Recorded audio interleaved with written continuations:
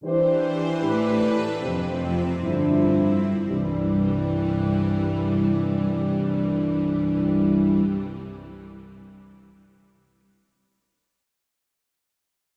going to do that, the world judged in righteousness by a man whom he has appointed, and of this, the fact that that's going to happen, he has given assurance to all by raising that man from the dead.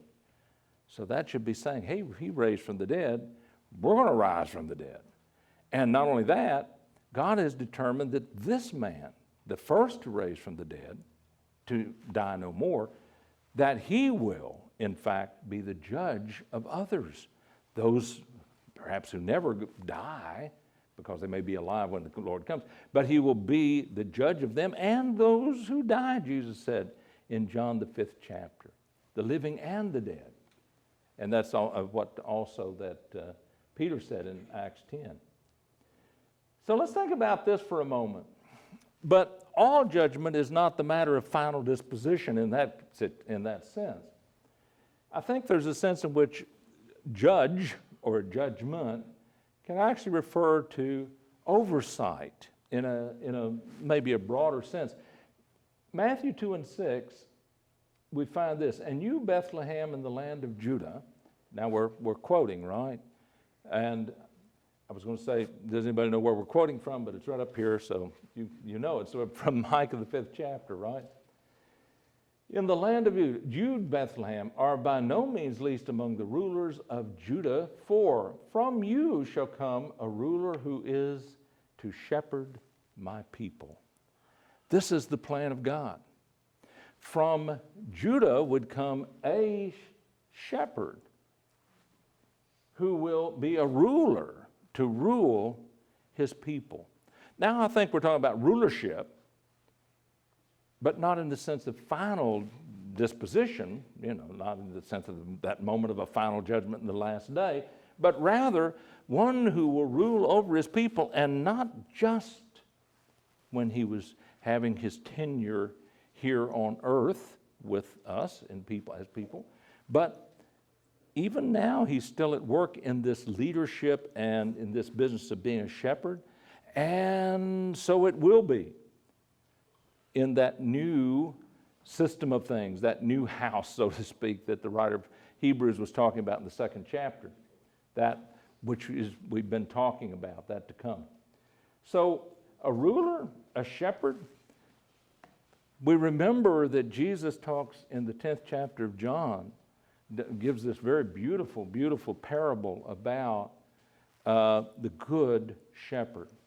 And Jesus says, I am the good shepherd of that story, folks. And it's wonderful. He takes care of the sheep. He guards them. He protects them. All of this is rulership too, isn't it? Leadership. And so we have this ruler who will shepherd his people. If you drop down from what's being quoted in Matthew 2 and 6 to Micah 5 and 4, it goes on to say, and he, that is this shepherd, this ruler, he shall stand and feed his flock in the strength of the Lord. So he's going to be feeding a flock. He's going to be feeding the sheep, as it were, not just leading them in and out, which he does, but he cares for them. He takes care for their condition, their circumstances, and he is feeding them and looking after them, making sure they have nice pools of water to go by and to draw from. So, but how does he do all this? Not innately, not of himself. He's doing it all in the strength of the Lord, in the majesty of the name of the Lord, his God. Hey, isn't that nice? We find so many passages that talk about the God of Jesus Christ, and that's wonderful. Wow. Our friend Keegan Chandler wrote a book entitled, that's beautiful, The God of Jesus Christ. Well, here we're finding that this one has the strength to shepherd, to lead, to guide the people of God, to be a ruler of theirs, but he does it by the power of the Lord his God. And they shall live how? They shall live secure. For now he shall be great to the ends of the earth. So, Jesus Christ, our judge, yeah. Jesus Christ, a judge, leader, ruler, but in the ongoing sense. So let's go back to this for a moment and think about this. In Genesis 2:20, and we're talking here about what it would be like to be judged by Jesus, not in just the sense of final judgment, but in the sense of the caretaker of his people, the one who sits as ruler of his people, not just for now, but forever. And think about this. Adam gave names to all the cattle and to the birds of the air and to every animal of the field. How much honor is that? God gave him glory and honor. Human beings. That's wonderful. That's very mighty. But Jesus, the second Adam, has, it's interesting, a formal record of the names of all of his people. I just thought it was an interesting contrast. In Revelation 21:7, Revelation says, nothing unclean will enter it, nor anyone who practices abomination or falsehood. Hey, that's that judgment business again, isn't it? But only those who are written in the Lamb's book of life. So while Adam was busy giving names to the creation of God, the creatures of God's creation, and that was wonderful and it's amazing, but God has now worked, and in Jesus Christ, he is maintaining, if you will, a wonderful record of the names of his people. I will rise when he calls my name. Remember that song? No more sorrow, no more shame. I'm going to rise when he calls my name. Amen. In Luke 10:20, Jesus had told his disciples, he says, nevertheless, do not rejoice at this, that the spirits submit to you, and they did, the evil spirits, but rejoice that your names are written in heaven. When's the last time you rejoiced that your name is written in heaven? According to Jesus, that's to be grasped, appreciated more than the devils were subject to you, because that's what was happening in that case. There's nothing that tops that. Your name is written in heaven. Written in heaven. In what I think the writer is saying in Revelation 21, the Lamb's book of life. Amen. Hey, this is me and you. This is us. Do you ever wonder why we're here or what's going on here? Well, maybe we're here because we want to be good people. That's nice. But others, they pursue that in other ways. But we're here for more than just to be nice or good people. We're here on a great mission and a great cause.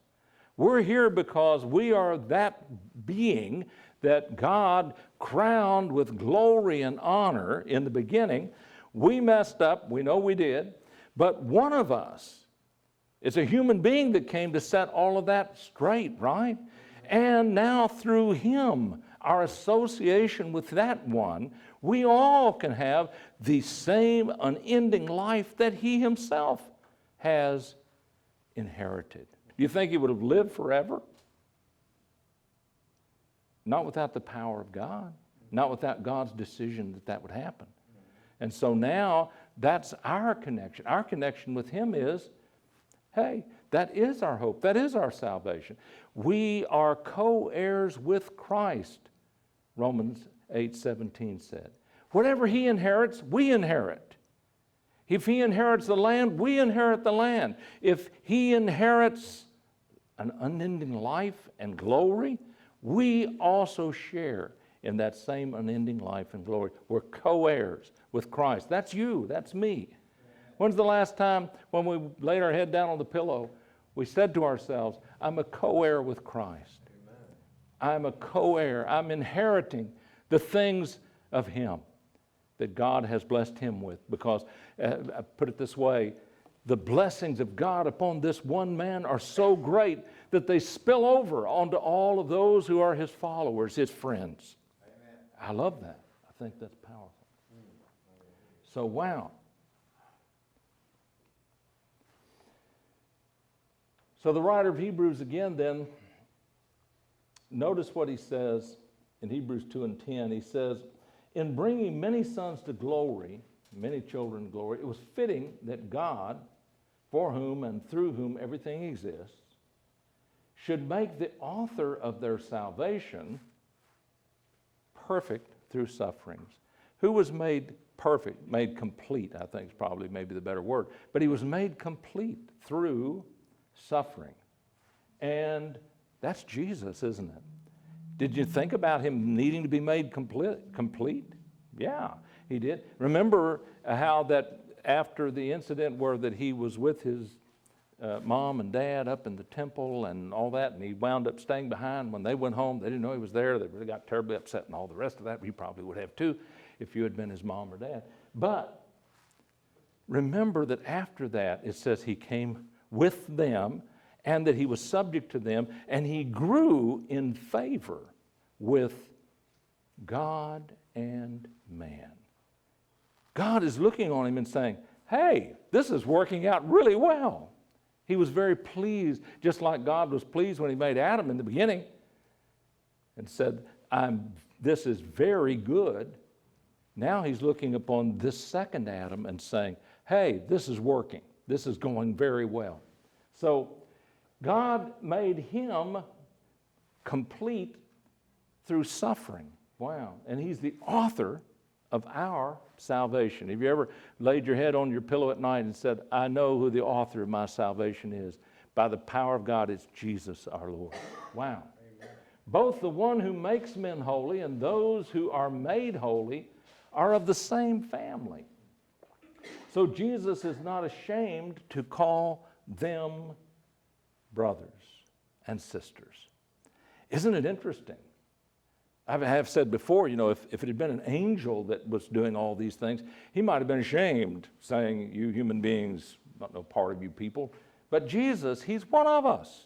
He suffered on our account. He's the author of our salvation, and because we have the same Father that he has, the one who makes men holy and those who are made holy are of the same family. So Jesus is in the same family with us, and he's not ashamed to call us brothers and sisters.